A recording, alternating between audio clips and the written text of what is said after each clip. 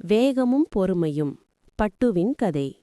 ஒரு பசுமை நிறைந்த அழகான காட்டில் பட்டு என்ற குட்டி யானை வாழ்ந்தது. பட்டு மிகவும் சுறுசுறுப்பானதும் எப்போதும் வேகமாக ஓடி விளையாடும் பழக்கம் கொண்டதுமாக இருந்தது. மெதுவாக நடக்கும் விலங்குகளை பார்த்தால் அது சிரித்து கிண்டல் செய்வதும் உண்டு.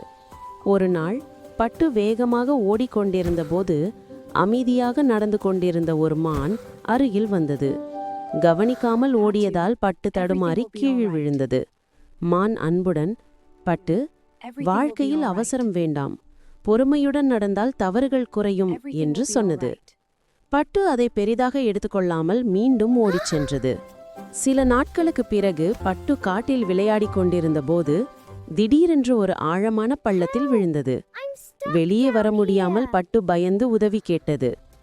அந்த சத்தத்தை கேட்ட மான் உடனே மற்ற விலங்குகளை அழைத்து வந்தது.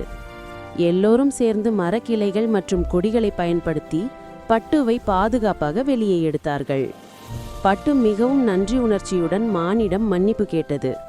அந்த நாள் முதல் அது பொறுமையாக நடந்து மற்றவர்களின் அறிவுரைகளை கேட்க கற்றுக்கொண்டது. பாடம்: பொறுமையும் கவனமும் இருந்தால் ஆபத்துக்கள் தவிர்க்கப்படும்.